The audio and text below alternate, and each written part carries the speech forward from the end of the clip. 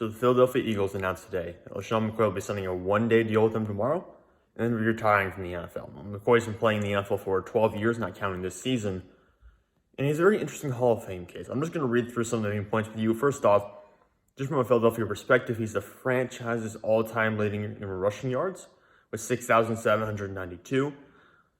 His former teammate and mentor, Brian Westbrook, is currently one of the members of the 122 players who are on not necessarily the ballot, it's the modern era nominee selection for the Pro Football Hall of Fame class of 2022.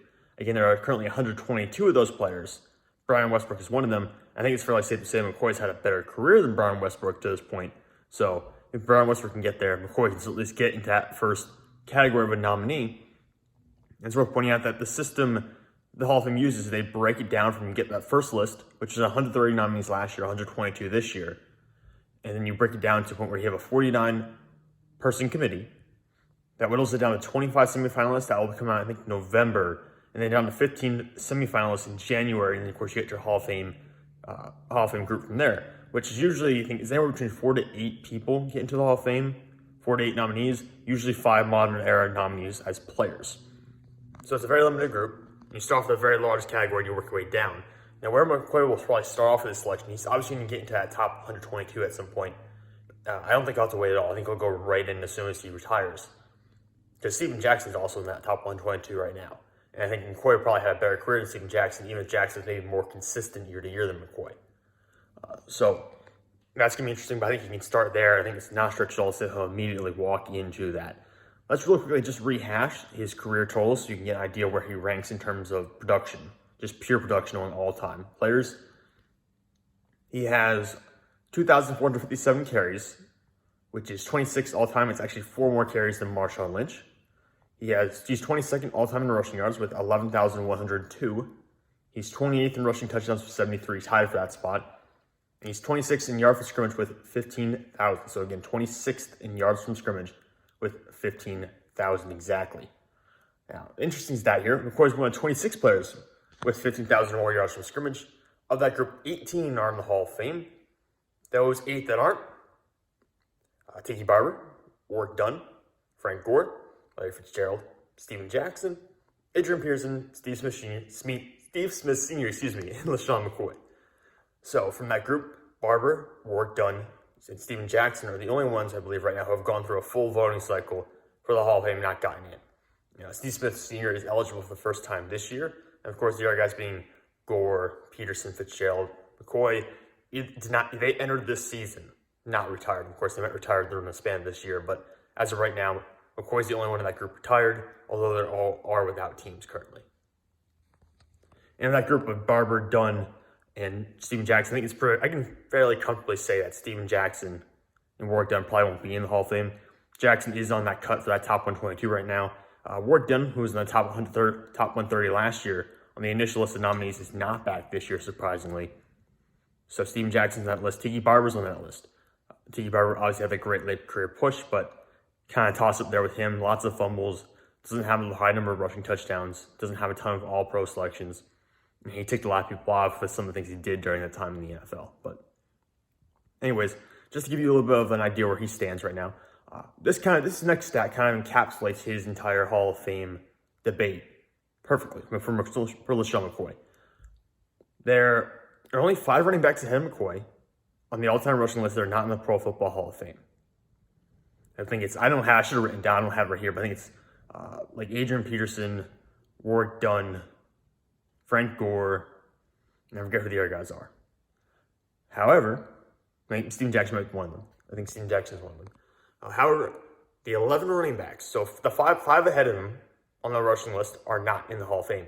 And again, he's 22nd all time in rushing yards. So 5 guys ahead of him are not in, everyone else is.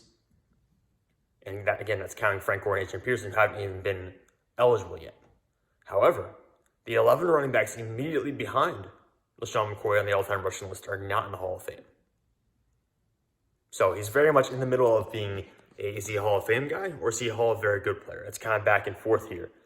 And McCoy, again, he has the yards and stuff like that. He's got the numbers. We've talked about that already. And he's got some good accolades too. 6 1,000-yard rushing seasons, 6 Pro Bowls, two-time first-team All-Pro, a rushing title. He's got a yards from scrimmage title, a rushing touchdown title, I believe. And he's got a spot on the 2010s All-Decade team alongside guys like Adrian Peterson and Frank Gore. So I think he can definitely be on par with or above guys who are currently on that top 122, that initial list of nominees for the Hall of Fame at the running back position, including Corey Dillon, Eddie George, Steven Jackson, Herschel Walker, Ricky Waters. I think he's ahead of all those guys in terms of his resume right now. I know Ricky Waters is a guy who's a bit controversial. Some people really like him as a Hall of Fame guy, some people don't. I would lean towards LeSean McCoy in that debate. There's also Fred Taylor in that discussion, which is kind of interesting because Fred Taylor was a semifinalist last year, so he actually got the furthest of any of the guys I just talked about, but ultimately didn't get in the Hall of Fame. I would actually say McCoy has a better resume than Fred Taylor, even though Fred Taylor might have a better statistical production year to year, because I think he has 7,000-yard seasons compared to LeSean McCoy's 6. But again, it's kind of up to you. I think McCoy has the better resume at this point than Fred Taylor. The three players who are on that initial list that right now I don't think LeSean McCoy could pass over: Priest Holmes, Shaun Alexander, Tiki Barber. That'd be very difficult to get by those guys. Tiki Barber obviously had that late career push where he was just producing so many yards and yards from scrimmage at the end of his career that it really jacked up his numbers. Shaun Alexander, obviously an MVP, has a ridiculous number of rushing touchdowns in such a short span of time. And Priest Holmes' 3-year peak was one of the best 3-year peaks in all of football, just in general. He was dominant during time. He was the first team All-Pro, I think, 3 times in a row. And all those guys have 3-year peaks where they had 5,500 yards from scrimmage in 3 years. LeSean McCoy does not have that. So those guys peaked in levels of production and also in levels of maybe recognition outside of perhaps Tiki Barber in terms of the accolade department. But Alexander with the MVP, Holmes with the 3 consecutive first-team All-Pro selections, that's the stuff LeSean McCoy does not have right now. Again, he could definitely jump Tiki Barber because of things outside of just the game itself, but it's really up in the air to me. Will he pass Priest Holmes? Obviously, he's more consistent than Priest Holmes because Holmes had the injuries he dealt with after that 3-year run. McCoy didn't necessarily have them. McCoy had a good 9 years where he was dominant before kind of falling off a little bit with the Bills and then ultimately ending up jumping between the Chiefs and the Buccaneers at the end of his career. The one I really be worried about is, again, Shaun Alexander, a guy who dealt with injuries, never really got to put up the career totals in terms of rushing yards and attempts that McCoy had. But his peak was definitely higher than McCoy's. And you could say the same for Priest Holmes, obviously, and potentially the same for Tiki Barber, kind of back and forth there. Again, also Jamal Lewis is in that discussion. He had a 2,000-yard season. That's a lot to deal with as well. I think he was also in the Offensive Player of the Year that year. That's saying something McCoy doesn't have, even though he was second place in the Offensive Player of the Year voting, I think in 2013, that might be incorrect, but he was second place in the Offensive Player of the Year voting one of those seasons. I believe it was 2013, because that's the year he averaged over 100 rushing yards per game. So there's a lot to be said about LeSean McCoy and his Hall of Fame case. How does he stack up against guys in his own era even? Guys like Adrian Peterson, guys like Frank Gore, Arian Foster, Jamal Charles, some of the best players from the 2010s. Obviously, he's not in the same stratosphere as Adrian Peterson. There's 2 guys who I think you can point to, and I might be missing someone. I apologize if I am, but the 2 guys who you talk about being that top 10 running backs conversation from the 2000s on to now, so the last 20 years or so, LaDainian Tomlinson and Adrian Peterson, as having the majority of their career, actually all their careers, played off in the 2000s. Those 2 guys are the ones you're talking about being in the top 10 discussion. McCoy's just not even in that area. He's not in that category. However, we did see Edgar and James get into the Hall of Fame recently, and he's not in that category either. So you can say there's definitely levels to the Hall of Fame in terms of running. So you got the top 10 guys, which McCoy's not part of, but he's part of that next group, or could be at the very least. Compared to like guys like Marshawn Lynch, the Marshawn Lynch versus LeSean McCoy debate is probably going to set Twitter on fire. You got the Philadelphia fan base versus the Seattle fan base. That's going to be insane. But that's going to be a lot of fun to actually watch when it comes down to see it, because McCoy has more rushing yards than Lynch, a better average yards per carry than Lynch, I believe. Obviously, he just has 4 more carries than Lynch overall, but has many more rushing yards than Lynch does. Lynch, though, has like 700 more rushing yards in the playoffs than McCoy does. Again, he played more games than McCoy, but I don't think like maybe 7 more games than McCoy did at that point in the playoffs. Just a more dominant and more productive player in the postseason.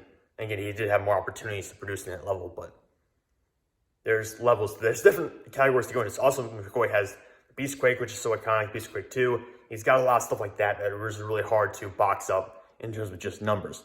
McCoy has some of that too, though. His style of running was very unique. I don't think I've ever seen someone with his kind of, I guess you call it wiggle, his ability to cut so quickly, his ability just to like fake guys out and leave them in the dust without even getting touched. I haven't seen that from many running backs at all, even since McCoy's prime. So that's something you have to think about, as well as that game he had against Detroit. I always come back to that game, the snow game against Detroit in 2013, where he had, I think, 29 carries. Let me actually find the numbers from him. He had a ridiculous number of yards per carry. I think he averaged like over 7 yards per carry in that game. I'm trying to think if I can find it. I know where it is on the page. I just have to figure it out. Just have to find it. Yep, snow game, 29 carries, 217 yards, and 2 touchdowns. So he's got an incredible game like that, an incredible performance, one of the more memorable performances from one of my favorite games. I think everyone's favorite game if you watched it, or at least one of them from the 2010s. So that's up there. Some of the intangibles you can't really quantify in just numbers by itself. But again, never really, he did win 2 Super Bowls technically here, back-to-back years, but not as a prominent member of either team. So it really comes down to me for LeSean McCoy. I would put him in, but I love all the running backs from the late 2000s, early 2010s. Guys like McCoy, Steven Jackson, even guys like, I'm not saying they're all Hall of Famers, but I love that Maurice Jones-Drew, Joseph McDye, Reggie Bush, Adrian Peterson, Michael Turner, D'Angelo Williams. That whole group of guys from just that era was so much fun. Marshawn Lynch on there too. So many good players that I really enjoyed watching. So I just really love that class. So maybe I'm being a little bit blind here and saying I would put him in, but I would. I mean, he's one of the better dual threat running backs of his era before we got so much into the Christian McCaffrey, Alvin Kamara guys who are consistently getting 800 receiving yards a game, or 800 receiving yards per year, plus even more than that potentially in the case of Christian McCaffrey. Before that, we were talking about guys like Matt Forte would be the next one to do it. And Matt Forte, unfortunately, never got to 1,000 like CMC did. But McCoy was still a very good receiving back for his era. His yards per carry were always very high. I think he had 3 years with 1,000 rushing yards total and over 5 yards per carry. One of the few guys who actually did that other than him was probably Jamal Charles. Jamal Charles, I think, had all of his 1,000-yard seasons. He had over 5 yards per carry. And that was the ridiculous thing for Jamal Charles. Always, if he just stayed healthy, his yards per carry was so ridiculously high. He would absolutely have been a Hall of Famer. But LeSean McCoy, again, 3 seasons with over 1,000 yards and over 5 rushing yards per attempt. Something that Sean Alexander didn't do, something Priest Holmes never did, something Tiki Barber never did. I might say I never did 3 times. I think Sean did it once, Tiki Barber did it twice, and Priest Holmes did it twice. But never 3 times. So, just something to consider. You know, LeSean McCoy to me is a Hall of Famer, not a first ballot guy by any means. I think he'll go in after Adrian Peterson. I think he'll go in after Frank Gore. I think he'll also go in after Marshawn Lynch. I understand that people will say, well, Lynch doesn't have as good of regular season numbers as McCoy does. But Lynch has, like I said, he's great. He's got more.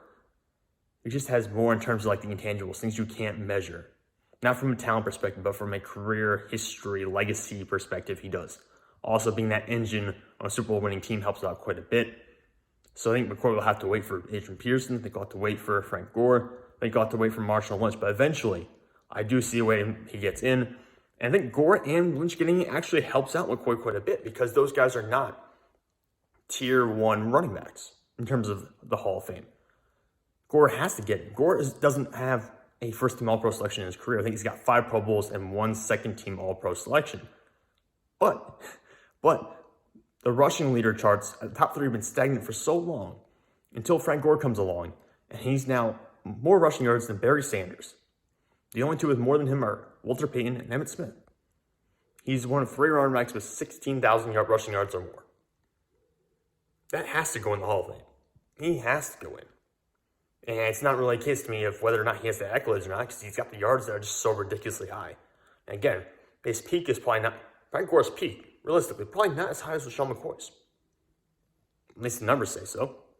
So it really comes down to, for me, that kind of putting Lynch in as well, because Lynch was never, well, he was a first-team All-Pro at one point. He was never a transcendent running back, per se, in that same category as that Adrian Peterson, LaDainian Tomlinson, top 10 kind of running back. He was never in that top 10 of all time discussion. Not a single year he had would be in that level. So guys like Lynch, Gore getting in, I think actually seems to make the bar more passable for someone like LeSean McCoy and actually help him out long term, get into the Hall of Fame. Now he's going to have to wait for quite a while. Will he get in? I don't really know. But I do see a pathway that he will get into the Hall of Fame eventually.